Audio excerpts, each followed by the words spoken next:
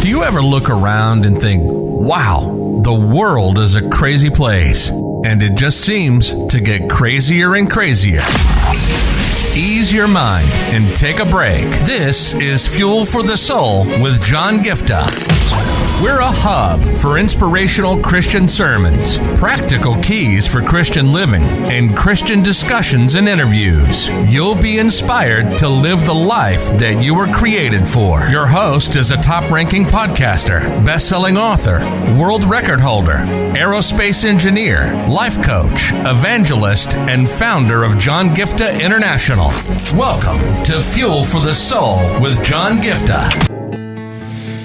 Hello everyone, welcome to this edition of the Fuel for the Soul with John Giftah podcast, and it's such a joy and honor for me to be with you today as I want to talk about something, and I want to really encourage you that if you're in a season where you feel like, John, my life feels like everything is a mess, nothing seems to make any sense, I feel like things were much better in the past for me, but right now everything is just out of control, nothing is working out, nothing seems to be making sense, and I really do not know what is going on. If there's one phrase I want you to take away from this is that no matter what your life looks like right now, no matter whether you are in a mess because of just circumstance happening that way, life happening that way, or because of somebody else's mistake, or because of your own mistakes, I want to let you know that God still has a plan for your life. God still has a purpose for your life, and His plans for you are not to make your life miserable, but His plans for you are for good, and He still has a way to use everything, both good and bad, the things that happen because of life happening or the things that happen because of what you did. But I want to tell you something today, that God still has a plan for your life. Now I want to talk about something very, very important here. When you look at Exodus chapter 3, there's a quick thing I want to remind you that Moses is in a place. If you see in the chapter 1, in chapter 3 verse 1, it says, one day Moses was tending the flock of his father-in-law Jethro, and he led the flock far into the wilderness and came to Sinai, the mountain of God. Okay, but I want you to understand something here. Moses grew up in the palace. Moses grew up in the most powerful nation in the world of that time, that was Egypt. He was in Egypt, which is the powerful nation. Like how today, for instance, if you look at something like the United States of America, how it's in terms of the power and in terms of the position and the dominance that it holds, Egypt was like that. Moses grew up in that kind of a place. Or if I were to give you a different example to understand royalty, it would be something like the United Kingdom, how you have the monarch and you have somebody in the royal family, like growing up in the royal family of UK. How much of power, how much of prominence, and what kind of a lifestyle they would be having. This is the life that Moses grew up with. But I want you to understand, here is a place where Moses, because he murders someone, and understand something, he didn't murder because he was intentionally murdering. He murdered just because he wanted to do the right thing, ended up doing the wrong thing. He ended up murdering someone and he had to run for his life. He's a fugitive. And here's the thing I want you to understand. Here is a moment where it says that, okay, he's a shepherd is one thing, but it says that he was tending the flock of his father-in-law. Think about this. Even the flock did not belong to him. He did not even own the sheep that he was tending. It was literally like out into nothing. One of the translations says he's into the backside of the wilderness.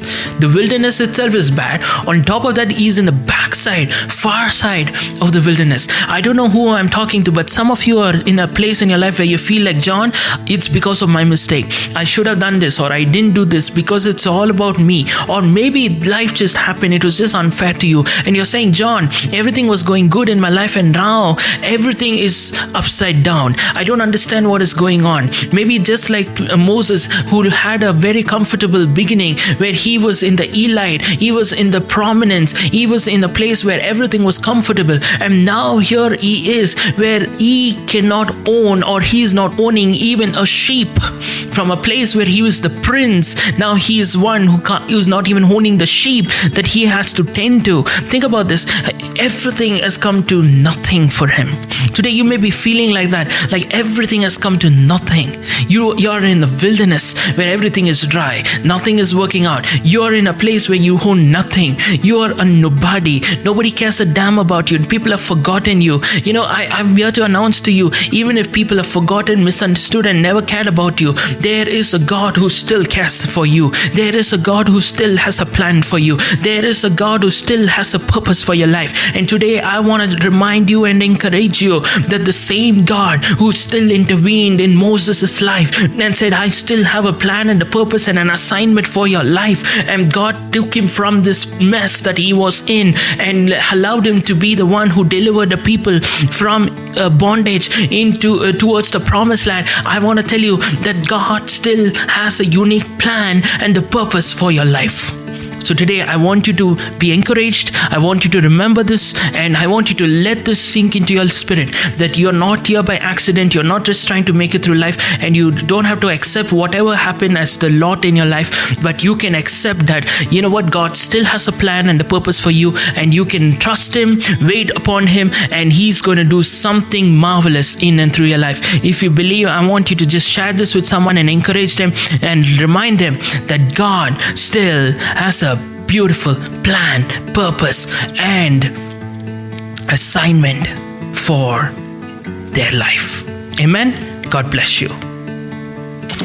You've been listening to Fuel for the Soul with John Giftah. We hope you were blessed and inspired to live the life that God has for you. Make sure to subscribe to the John Giftah YouTube channel for regular uploads of sermons, skits, interviews, and more. Follow John Giftah on Instagram for regular inspirational posts. And don't forget to check out the best-selling books written by John Giftah, Who Am I?, which will help you understand your identity, and the latest #1 bestseller, Unveil Your Purpose, helping you discover your purpose and to start walking in it. Make sure to leave a rating and review, and be sure to share it with your friends and loved ones. If you'd like to donate, you can find the PayPal link in the description. And if you'd like to invite John Giftah to speak at your event or to get more details, go to the website at www.johngiftah.com. See you on the next episode of The Fuel for the Soul with John Giftah. God bless you.